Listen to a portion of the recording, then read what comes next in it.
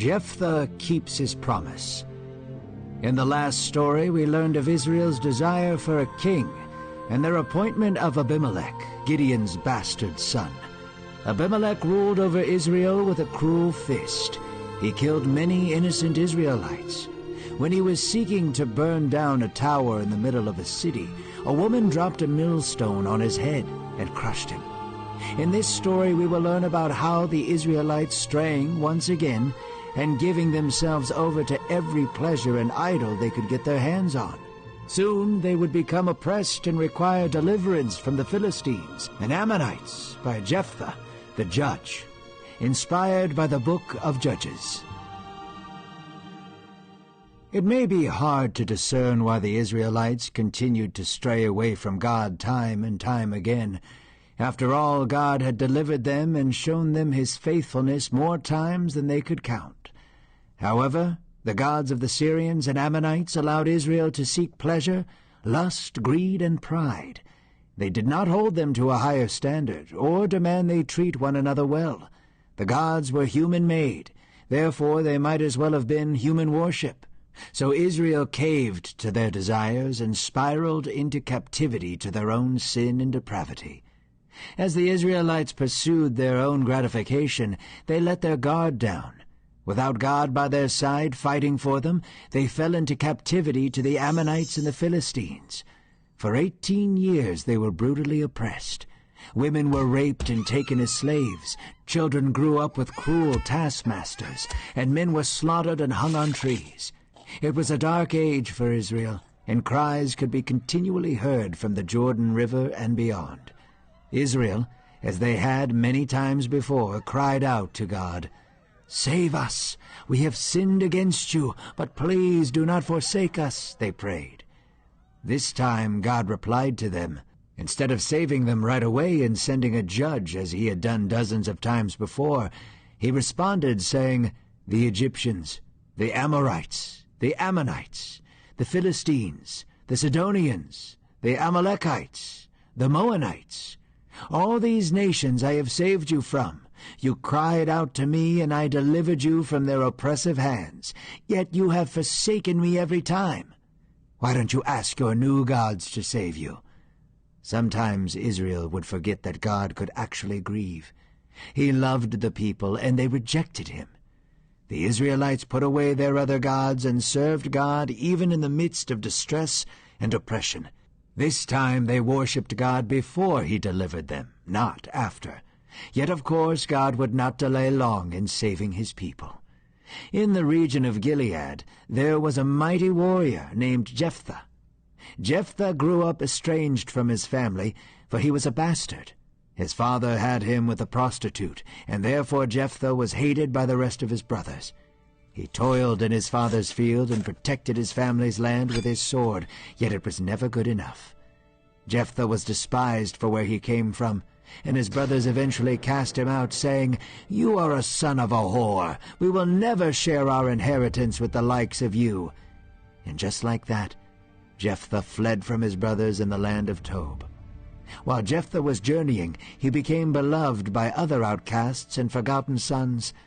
Together they formed a band of worthless fellows, and their reputation grew. They were known for their power, skill, and spirit, and were hired hands for protection. Jephthah was rejected by his own family, but found great comfort with the outsiders that followed him. Years had passed, and the Ammonites warred against Israel. The elders of Gilead were distressed and desperate for warriors. They had heard of Jephthah's skill and exploits across the land and sought him out. "Come back to us and be our leader," the elders begged. Jephthah scowled at them. "How dare they?" he thought to himself. "First they make me an outcast, and now that they want something from me, they treat me like royalty." Jephthah dismissed them and said, "You hated me and drove me out of my father's house. And now that you're in need, you come begging?" The elders continued to beg Jephthah. He sat there in silence. Jephthah had lived as either an outsider or outcast his entire life. His greatest fear was that he would succeed in saving Israel, only to be rejected by them again.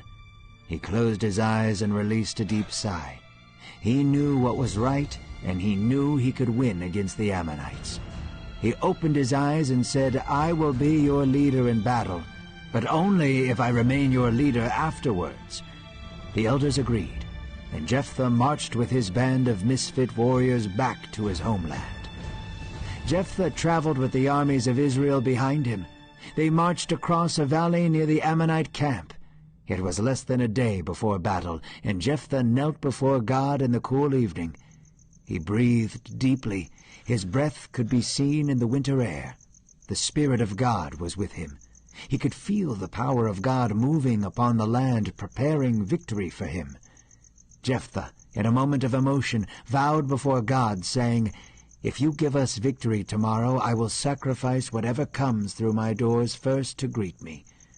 Jephthah's oath was not warranted or asked for by God, yet he bound himself to his word and would live to deeply regret it.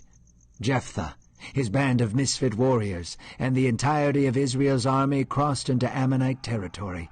They stormed the land, gliding through 20 of their cities with swords and arrows.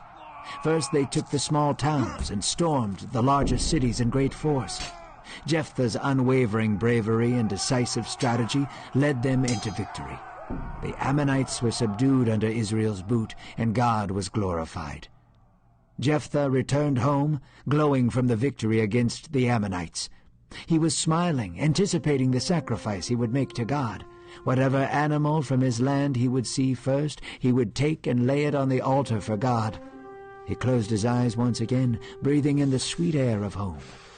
He had finally been able to return to his father's land with his family. A new era of peace would reign under him, and Jephthah rejoiced over the next chapter of his life. With his eyes still closed, Jephthah could hear tambourines in the distance. "Oh no," Jephthah thought as he opened his eyes. There he saw his beautiful daughter dancing in the sunlight. She had made an entire routine to celebrate her father's victory. Jephthah's heart sank as he watched her twirl with joy. She was his only daughter. Besides her, he had no other child. She was his world and his greatest treasure. "Welcome home, father," she said with glee. Then she wrapped her arms around him. Jephthah wept. He tore his clothes in rage. "My sweet daughter, I have vowed to the Lord to sacrifice whatever comes through my gates first." The two of them wept together. Jephthah's daughter wiped her tears and changed her posture. She said, "You have vowed to God. Do to me whatever is necessary. Only allow me to go to the mountains and weep with my companions over my virginity. For now I will never be married or be a mother." So she was sent away for 2 months to weep and mourn with her friends. At the end of the 2 months, Jephthah's daughter came down from the mountain. Her father lamented his own victories in life, for he in his foolishness bound himself to a vow God never asked him to give. His false sense of honor and obedience caused him grief. He and the rest of Israel would remember his vow for the rest of their days. It became a custom in Israel for the women to lament over the daughter of Jephthah every year. Legends of Jephthah's bravery would be drowned out by his foolishness, as many stories often do. Yet the story of God's faithful hand of protection over history continues, and his covenant never wavers.